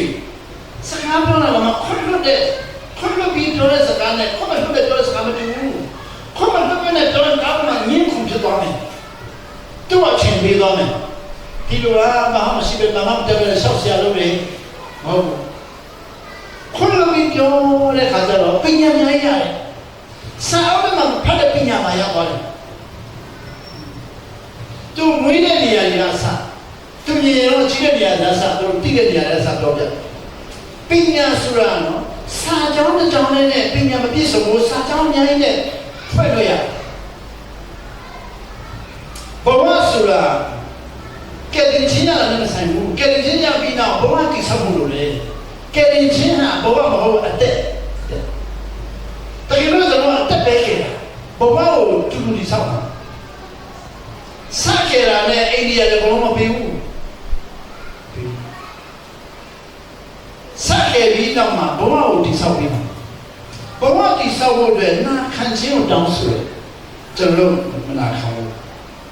အခုစပြောမယ်ကျွန်တော်မနေ့ကနာခံလိုက်တော့ဒီမနေ့ကောင်းကြီးရသွားတယ်ဒါကောင်းကြီးတယ်မနေ့ကကျွန်တော်ကြုံတဲ့အားလုံးကခွင့်လွှတ်ရမယ်လို့ပဲကြုံနေတာကျွန်တော်ဘာမှမကြုံခွင့်လွှတ်ရမယ်လို့ကြုံနေတာအဲ့တော့ခွင့်လွှတ်ခြင်းကိုဟောတတ်တော်လည်းပဲခွင့်လွှတ်ခြင်းကိုလက်ပြအသုံးချပေးနေရမှာကြုံပြီဆိုတာတိတိယနဲ့ခွင့်မလွှတ်နိုင်ဘူးခွင့်မလွှတ်တာမဟုတ်မလွှတ်နိုင်ဘူးခွင့်မလွှတ်တယ်လည်းနှလုံးသားထဲမှာအမောမပြေဘူးခွင့်မလွှတ်နိုင်လူရဲ့ချင်းမှာခွင့်လွှတ်တယ်ဆိုတဲ့စကားလုံးဟာအမောပြေခြင်းမဟုတ်ဘူးတကယ်ကြတော့ဒုလေးပဲပင်ပန်းတော့သူအပေါင်းတော့ငါချမ်းသာလာပါတဲ့ဒီတော့ခွင့်လွှတ်ခိုင်းတယ်မပြောဘူးအမောပြေခိုင်းတယ်ပြောတယ်ဘုံလေးပဲပင်ပန်းတော့သူအပေါင်းတော့ငါချမ်းသာလာပါဒီတော့မှာခွင့်လွှတ်ခိုင်းတယ်မပြောအမောပြေခိုင်းမယ်ခွင့်လွှတ်ရုံနဲ့အမောမပြေဘူးခွင့်လွှတ်တဲ့ချိန်မှာနှလုံးသားပိုင်းမှာမိမိရဲ့နှလုံးသားပိုင်းမှာခွင့်လွှတ်ခြင်းစစ်မနတိမချင်းမမပြေဘူးလုံးလုံးရရမခွင့်လွှတ်မချင်းမမပြေဘူးလူခွင့်လွှတ်တဲ့ခါမှာဘာလို့ရတယ်မလုံခြုံခြင်းရရှိသွားတယ်ပြန်တော့နော်လူကိုခွင့်လွှတ်တဲ့ခါမှာကျွန်တော်ရရှိသွားတဲ့ရမလုံခြုံခြင်းရသွားတယ်လူကိုခွင့်မလွှတ်လေလေမိမိကမလုံခြုံတာများလေလေလူကိုခွင့်မလွှတ်လေလေမိမိကမလုံခြုံတာများလေလေခွင့်မလွှတ်တဲ့လူများလေလေလုံခြုံရေးအားနည်းလေလေဖြစ်သွားတယ်မနေ့ညအဲ့ခါကြီးမှာတော့ခါတိုင်းတကားတော့ခါတယ်တော့ခါတယ်တော့ခါတဲ့ခါမှာတော့မှစက်ကြမှာဖြစ်တယ်တော့ဖွင့်နေညတည်ရင်တော့ဆိုတော့ပြန်စဉ်းစားတော့ဖွင့်နေပြီးလက်ကိုဆူတော့မှထားပြီးကျွန်တော်ကခွင့်မလွတ်တော့သူပျက်စီးရရောက်ကြောင်းစီမပြီးလို့ဒါခွင့်လွတ်ခြင်းရဲ့အဟံတားနေပေါ့ခွင့်လွတ်ပါလေဆိုတာလည်းမပြောရတော့မှကိုရောပြောတယ်တကယ်ဖြစ်တော့အသွေးတော်နဲ့စာချုပ်ချုပ်ပြီးတော့မှဆက်ဆံရေးဒီဆောက်တဲ့နေရာမှာကိုလောကတို့ကိုနာခံခြင်းမဲ့တင်ပြီးတယ်ဒီမနေ့အဲ့ဒီအင်္ဂလိပ်တရားဟောဆရာကိုလက်ကင်ပြီးတော့မလွတ်တော့ဘူးဆိုတဲ့မျိုးသမီးကမပြောတယ်ဆိုတော့ကျမဘာလို့ပြရမလဲပြောပါလို့မေးတယ်မင်းတို့တော့ပြန်ဖြေတယ်ကျွန်တော်လည်းမသိဘူးလို့ပြန်ဖြေတယ်ခင်ဗျားဘာလို့ပြီးတယ်လို့မေးတယ်ကျွန်တော်တို့နာခံတယ်လို့ပြန်ဖြေတယ်ခင်ဗျားဘယ်နေရာမှာနာခံတယ်လို့မေးတယ်ကျွန်တော်ပြန်ပြောတယ်နာခံခြင်းဆိုတာနိစ္စနဲ့မရှိဘူးအမိတ်မရှိလို့ပြန်ပြောတယ်ပြန်ပြောမယ်နော်နာခံခြင်းဟာနိစ္စနဲ့မရှိဘူးပြောလို့ရှိမှလည်းမရှိဘူးကျမ်းစာကြောင်းမှလည်းမရှိဘူးအမိတ်အောက်မှာရှိတယ်ပြောတယ်အဲ့လိုဆိုရင်လည်းလူသမီးပြန်ပြီးတယ် ခင်ဗျားတို့ဖျားကပါအမိတ်တွေပေးရတော့ဖျားကကျွန်တော်မနဲ့မိုးလင်းညနေမိုးချုံညနေမိုးချုံမနဲ့မိုးလင်းအမိတ်ပေးတယ်လို့ပြန်ပြောတယ်ပြန်ပြောတော့ကျမ်းစာထဲမှာရှင်းပြောပြတာလို့ပြန်ပြီးပြန်နေတယ်ကျွန်တော်ဒီနေ့ဖြစ်တဲ့ဟာကျမ်းစာတော်ကြီးနိုင်မှာလို့မိမိမနဲ့ချုံရတော့ဘယ်ကျမ်းစာတော်ကြီးနိုင်မှာလို့ကိုချုံနဲ့ရောက်ကျမ်းစာတော်ကြီးနိုင်မှာလေဒါပေမဲ့မိမိချုံရတော့ကျမ်းစာထဲမှာပြီးတာလို့အဲ့တော့ကျမ်းစာထဲမှာရှိတာပြောမယ်နော်လို့ပြောလိုက်တယ်ဟုတ်ကဲ့အင်းဒီလိုမျိုးကြီးခါနန်မျိုးတော်တော့လားဇေရီကောမျိုးဆိုရောက်တယ်ဇေရီကောမျိုးကိုဖြတ်သွားဖို့ရန်ဇေရီကောမျိုးသားရလမ်းပိတ်လိုက်မဖြတ်နိုင်သူတို့ကဇေရီကောမျိုးကိုမဖြတ်ရင်သူတို့ခါနန်ပြည်ရောက်နိုင်သူတို့ရဲ့ခါနန်ပြည်လမ်းရဲ့ခရီးကိုဇေရီကောမျိုးကပိတ်ဆို့ထားတယ်ကျွန်တော်တို့ဘုရားခင်နာခံမဲ့လမ်းကိုဘုရားခင်နာခံရင်ဖျားကကျွန်တော်သွားခိုင်းတဲ့နေရာကိုသွားမယ်မှာအဟံတားရှိအဲ့ဒီအဟံတားဟာမိမိအချစ်ဆုံးလို့ဖြစ်မယ်အမုန်းဆုံးလို့ဖြစ်မယ်အချစ်ဆုံးကဟန်တားနိုင်တယ်အမုန်းဆုံးကဟန်တားနိုင်တယ်အခုကျတော့ကြတော့အချစ်ဆုံးလို့မဟုတ်အမုန်းဆုံးလို့ဖြစ်တယ်ဆိုတော့ကအချစ်ဆုံးလို့ဟန်တားရင်တော့တနက်နဲ့ပြင်လို့မကောင်းဘူးလေကိုအချစ်ဆုံးလို့နော်ငါဘောဟန်တားတနက်နဲ့ပြင်လို့ရှိဘူးအချစ်ဆုံးလို့တော့လူတွေကခွန်းလို့ပါအမောဆုံးလို့ဟန်တိုင်းနဲ့တရက်ကြည့်တော့ပြောတယ်အမျိုးသမီးကိုဇေရီကိုမျိုးသားတွေကိုသူတို့တရက်နဲ့ပြစ်သလားလို့ပြီးလိုက်တယ်မဖြစ်ဘူးဖျားခင်အောင်ဇေရီကိုမျိုးသားတရက်ပြစ်လို့တော့လာမပြောဘူးဘာလို့ခိုင်းလဲဇေရီကိုမျိုးကိုပတ်ခိုင်းနေသူတို့အစ်ရာမျိုးတွေဇေရီကိုမျိုးခွန်ရက်လုံးပတ်တာဟာသူတို့ဆန္ဒရောက်ပတ်တာလားကျမ်းစာဖတ်ပြီးပတ်တာလားဖျားခံမိပြီးတာလားလို့ပြောမယ်နော်အဲ့ဒါကမျိုးတွေဇေရီကောမျိုးပတ်တာဟာသူတို့ဆန္ဒရောက်ဆူတောင်းပြီးတော့ပတ်တာလားကျမ်းစာဖတ်ပြီးတော့ပတ်တာလားဖျားခံခိုင်းတာလားကျွန်တော်ဒီနေ့ဒီဘဝမှာမိမိဆူတောင်းပြီးတော့မိမိဆန္ဒကိုလုပ်တာလားကျမ်းစာဖတ်ပြီးတော့အကျိုးခိုးပြီးတော့လုပ်တာလားဖျားခံတဲ့ရဲ့မိပြီးတာလားဖျားခင်ရတဲ့အမိပေးတယ်လို့ပြောတယ်အဲ့ဒါဆိုရင်ခမည်းတော်ဘုရားကအမိပေးမယ်ဇေရီကောမျိုးပတ်တာတော့ပတ်မလားပြီးတော့မပတ်ဘူးလေဘာပြောလဲယုတ်တိမရှိဘူးကျွန်တော်တို့အောက်နောက်နဲ့စဉ်းစားရင်ယုတ်တိမရှိတာဒါအများကြီးမြို့ကိုပတ်ပြီးတော့မြို့ပြိုတယ်ဆိုတာမကြောက်ဘူးတော့ပြန်ဖြေသူတို့မျိုးဘာလို့မျိုးပြလာမဟုတ်ဘူးဖျားနာတော့ပြားဖြူလာပြောမယ်ဇေကောမျိုးကိုဣတိယမျိုးရပတ်လို့မျိုးမပြူဘူးမဟုတ်ဘူးပတ်လို့ပြောတော့ဖျားသူတို့နာတော့ဖြူပေးလိုက်တာကျွန်တော်တို့ဖျားတော့ပတ်လို့ကောင်းကြီးရမဟုတ်ဘူးနာတော့ဖျားကောင်းကြီးပေးတာ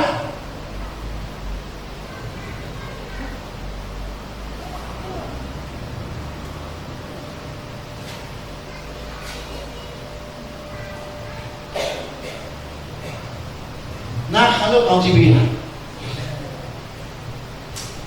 ကျွန်တော်နာခံလို့ကောင်းကြည့်ရတာမဟုတ်ဘူးနာခံလို့ကောင်းကြည့်ပြီးတယ်လို့ပြီးတာ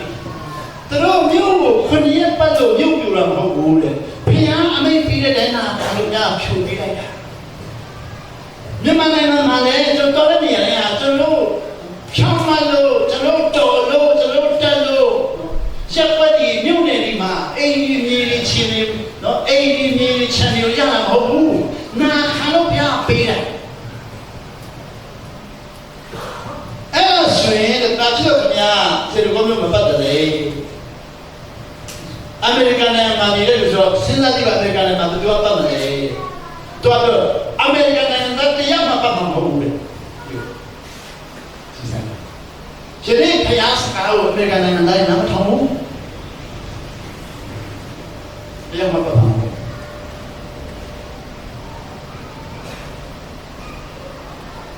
ကျွန်တော်အမေရိကန်နိုင်ငံသားတော့ချင်းကြီးတယ်လေသူကအမေရိကန်နိုင်ငံသားတရားမှပတ်မှာမဟုတ်ဘူးပြောတယ်အမေရိကန်နိုင်ငံသားမပတ်ရင်နားမ နာခံဝဲ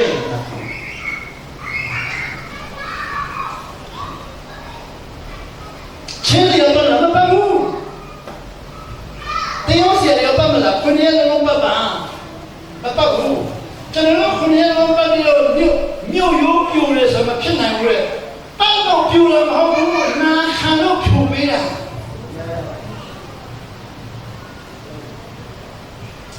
ကျွန်တော်ဖြောင်းမလို့ရတာမဟုတ်ဘုရားခင်နာခံလို့ဖြောင်းမခြင်းကိုပေးတာကျွန်တော်နာခံတဲ့ဖြောင်းမခြင်းနေရာမှာညီခွင့်ပေးတာရန်သူမရှိတဲ့နေရာမှာနေတာမဟုတ်ဘူးရန်သူအများကြီးရှိတဲ့နေရာမှာခွင့်လွှတ်ခြင်းနိုင်လို့ညီခွင့်ရတော့ချင်ကျွန်တော်ဟာရန်သူမရှိတဲ့နေရာတွေကိုတွားနေတာမဟုတ်ဘူးရန်သူအများဆုံးနေရာတွေမှာခွင့်လွှတ်ခြင်းရသွားလို့ညီခွင့်ရမနေ့ညကျွန်တော်ပြောတယ်ဆရာတဲ့မာနရွာသားတွေဟာတဲ့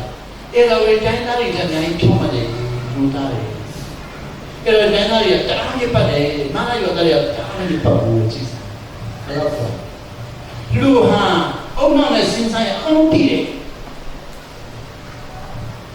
ကျွန်တော်မျိုးလုံးရောက်လာတာလို့မာနရောက်သွားတာလို့ပကိုးတိုင်းရောက်သွားတာလို့ရော်ရီတိုင်းရောက်သွားတာလို့ဟာ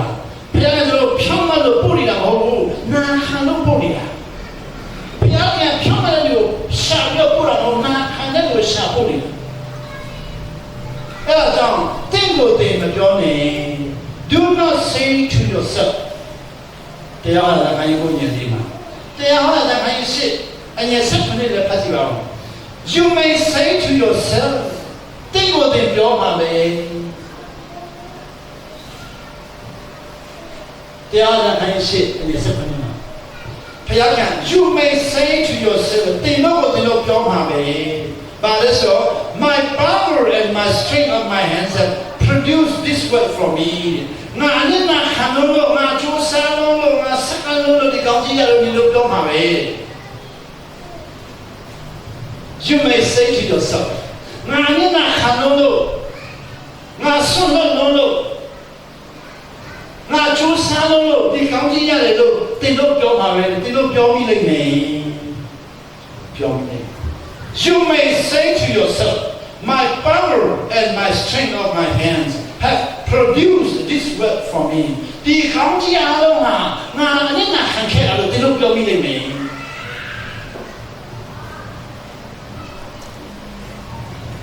ဒီလိုနဲ့ထဲရတဲ့ကောင်းကြီးအားလုံးဟာငါနဲ့ငါခံခဲ့လို့ငါကြိုးစားခဲ့လို့ငါဆုံးလုပ်ခဲ့လို့ပြောမိလိမ့်မယ်မပြောနဲ့တမန်တော်များပြောမိတယ်ပြောမိတယ်ပြောမိတယ်တော့ပဲ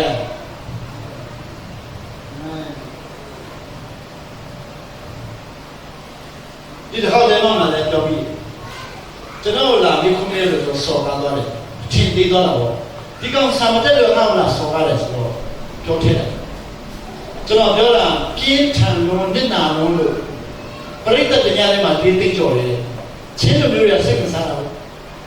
အဲ့ဒီပရိသတ်ရချင်းတယ်ဆိုတော့ဟာလို့ပြောဆိုဟာကစကားလဲဆိုကျွန်တော်အဲ့ညလာလုပ်ရလို့ခွင့်လို့မဲ့ဆန်းကျွန်တော်ပြောထည့်လိုက်ဟာကစကားနဲ့တရားထဲမှာလူကြီးလေးသိရှိတယ်ပရိသတ်ကျွန်တော်ပြောပြတဲ့ကြောင့်ဒီမှာဆရာဘဦးတဲ့ချင်းတွေထဲမှာတရားထဲမှာပရိသတ်လေးသိရတယ်တရားမှမရှိသေးဘူးလေပရိသတ်ရတော့မှပြန်ခိုင်းတယ်ကျွန်တော်ပြောတော့ကျွန်တော်ကသူ့ကိုခွင့်လို့မဲ့အောင်မိသွားလို့ဝါချောင်းမိတာသူ့ကိုခွင့်လို့ရအောင်မိသွားလို့ဝါချောင်းမိတာဒီတဲ့ဆွေးလို့လည်းကျွန်တော်ဒီလာပြီးဆော်ကားအောင်ပါပဲလာဆော်ကားတဲ့လူတိုင်းဟာပညာရှိအမြင်နဲ့သိချင်မှဖြစ်တယ်လာဆော်ကားတဲ့လူတိုင်းဟာပညာမရှိအမြင်နဲ့သိချင်မှဖြစ်တယ်ဘုရားကကျွန်တော်ရဲ့အလေးကိုမြင်ဆောင်ကျွန်တော်အထင်ပေးမဲ့လူလာဆော်ကားခိုင်းမှာအထင်ပေးမဲ့လူလာဆော်ကားခိုင်းတဲ့ချိန်မှာတော့သူကဒီနေ့ကြာသွားတဲ့ကျက်တဲ့ခုံဆွပြီးတော့ဆော်ကားတော့ခွင့်လို့ချင်းဆိုတာတန်ဖိုးကြီးလုံးတော့ခွင့်လို့ချင်းတဲ့တန်ဖိုးကြီးလုံးတော့ကျွန်တော်ကမဖြစ်နိုင်ဘူးလို့မြင်ထင်တဲ့ဟာကိုအဲ့ဒီမဖြစ်နိုင်ဘူးလို့အမြင်ထင်တဲ့ခွင့်လို့ချင်းကို ကိုယ်တော့ကျွန်တော်ပြီးတဲ့အခါကျွန်တော်ဝါကြွားမိတာဒီကုန်းချုံတယ်ကုန်းချုံလူတွေဟာနာခံခြင်းနဲ့ခွင့်လွှတ်ခြင်းတန်ဖိုးကြီးလုံးတော့ဘယ်သူမှတန်ဖိုးကြီးတဲ့နာခံခြင်းကိုတစ်သက်လုံးလို့ခြင်းဆင်းရဲလို့မနာခံမဲ့ချမ်းသာနာခံလို့အားရတဲ့ချိန်မှာနာခံမဲ့အားကြီးတာနာခံလို့ဒုက္ခရောက်တဲ့ချိန်မှာနာခံမဲ့ကောင်းစားလိုက်မှနာခံလို့အဲ့လိုကျွန်တော်ကနာခံခြင်းကိုခက်ခဲတဲ့ကာလအတွက်ယာယီအတွက်ပဲလို့ခြင်းနဲ့ဘဝတစ်ခုလုံးအတွက်လို့ခြင်းထောင်ရမ်းတော့လို့ခြင်းကျွန်တော်တို့တွေကခွင့်လွှတ်ခြင်းကိုမတတ်နိုင်တဲ့ကာလမှာခွင့်လွှတ်လိုက်မယ်အောင်ပြီးတော့ဆင်းရဲတဲ့ကာလမှာခွင့်လွှတ်လိုက်မယ်အောင်ပြီးတော့ဆိုပြီးတော့ဆင်းရဲတဲ့ကာလအားနည်းတဲ့ကာလအတွက်ပဲယာယီပဲခွင့်လွှတ်ခြင်းကိုမကြိုက်ကြိုက်တုံးပြီးတော့အောင်မြင်လာပြီးကောင်းကြီးရလာလို့ရှိရင်ခွင့်လွှတ်ခြင်းမသုံးခြင်းတန်ဖိုးကြီးရခွင့်လွှတ်ခြင်းထာဝရတဲ့ကိုတော့ပြီးတော့မယုံခြင်းဘာလို့ဈေးကြီးလုံးနေဒါကြောင့်ဒီလိုပြောတယ်အလုံးတန်ဖိုးကြီးတော့ခွင့်လွှတ်ခြင်းနဲ့နာခံခြင်းကိုအသက်ပြီးတော့ကျွန်တော်တို့လာပြီးတော့ပြီးသွားတာကျွန်တော်တို့ဒီလိုပြီးတော့လေခွင့်လွှတ်ခြင်းနဲ့နာခံခြင်းတွေမလို့ခြင်းဆိုတာကျွန်တော်တို့လွတ်မြောက်ဖို့ပြောတော့လို့ခြင်းဈေးပေါ်ပေါ်နဲ့သုံးခြင်းအဲ့ဒါကြောင့်ဒီနေ့သင်ဥစ္စာပေါ်တဲ့ဟာဘယ်လိုလဲပြောဆက်တော့လဲကျွန်တော်ကြားအောင်မှာအမေရိကန်မှာသင်ဥစ္စာတွေအများဆုံးသင်ဥစ္စာမလို့ဘာဖြစ်လို့လဲသူတို့သင်ဥစ္စာအလုပ်ကိုနှာစားစားတဲ့အလုပ်လို့ထင်တဲ့လူများကိုပြန်ထုတ်သွားတယ်သင်ဥစ္စာအလုပ်ကိုလူတွေနေစားမဲ့အလုပ်လို့ထင်တဲ့လူများကိုပြန်ထုတ်သွားကြတယ်သင်ဥစ္စာအလုပ်ဆိုတာမှုတော်ဆောင်လို့ဆိုတာနှာစားစားတဲ့အလုပ်မဟုတ်ဘူးလူတွေထင်ကြီးတဲ့အလုပ်လည်းမဟုတ်ဘူးဘုရားသခင်နာခံတဲ့တင်နာမှာရှိတယ်ဘုရားလည်းဖြာစင်းအောင်ကြည့်ပါစေ